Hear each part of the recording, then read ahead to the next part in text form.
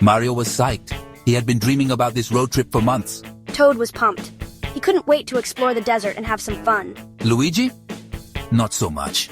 He was anxious about the trip and the car's condition. They were going on a road trip. Mario had this car. It was his pride and joy. It was old and rusty, but Mario believed it had character. It looked like a grumpy bulldog, but Mario loved it. He had spent countless hours fixing it up. He called it the Beast. It was more than just a car to him. It was a companion. Toad thought that was cool. He loved the idea of naming a car. Luigi just hoped it wouldn't explode. He had his doubts about the Beast's reliability. They set off into the desert. The sun was hot, sand was everywhere. The landscape was both beautiful and harsh. The Beast coughed and sputtered, but it kept going. It was determined to make it through. Mario sang along to the radio. Toad told jokes. Luigi worried. The atmosphere in the car was a mix of excitement and tension. They were cruising along. Then bam! They hit something. The impact was sudden and jarring. The Beast lurched to a stop. The adventure had taken an unexpected turn. Mario jumped out of the car, his heart sinking as he approached the Beast. He checked the tires and sure enough, one was completely flat. And not just any flat.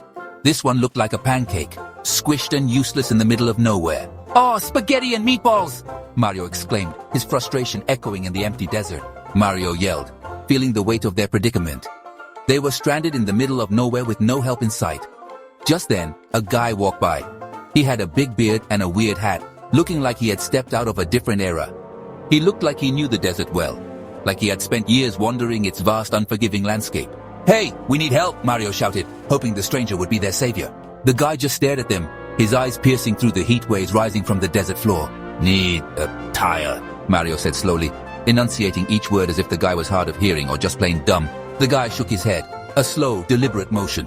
Then he did something totally unexpected. He laughed, a deep, hearty laugh that echoed in the emptiness. And then, without a word, he kept walking. Mario was fuming. His face turned red with anger as he ran up to the guy, determined to get some answers. "Hey, this is serious!" Mario shouted, his voice cracking with desperation. Mario yelled, and in a fit of frustration, punched the guy in the arm. The guy didn't even flinch. He just kept walking, disappearing into the shimmering horizon, leaving Mario and his flat tire behind. Mario stomped back to the car. "Don't worry," he said, grabbing a roll of duct tape. "I got this." Luigi facepalmed. Toad looked intrigued. "You gonna make a Toad house?" he asked. "Haha, very funny, Toad," Mario said, already patching the tire with the sticky silver stuff. They set off again, but now they were lost. "Don't worry," he said. He pulled out a GPS, but it wasn't a regular GPS. It had Boopkin's face on it, and his voice was the one giving directions. Make a, left. I think, wait, no. Right, wait. What was it? I don't know. Wait, let me call Boopkins too. Oh, he's not picking up. Sorry, I guess you go right then. Right then. Right then, right. Wait, you're going in circles. No, sorry. "This is hopeless," Luigi cried. Suddenly, Toad yelled, "Stop the car!" His voice was filled with urgency, and everyone in the car felt a jolt of panic. Mario slammed on the brakes, causing the car to screech to a halt. The sudden stop made everyone lurch forward in their seats. "What? What is it?" Luigi asked, his voice tinged with confusion and a bit of annoyance. Toad pointed to a giant round rock. "We can ride that!" he exclaimed, his eyes sparkling with excitement. It was an unusual idea, but Toad was known for his wild plans. Mario and Luigi thought he was nuts, but surprisingly it worked. The rock rolled down a hill, with the Beast bumping behind it. They were moving. They rolled right into a town, and right past a shiny red sports car. Mario's eyes lit up. He had always wanted a car like that. "Let's take it," he yelled, unable to contain his excitement. The idea of driving such a car was too tempting to resist. They hopped out of the rock and into the car. Mario zoomed away. The thrill of the ride was exhilarating. But when he got home, the police were waiting.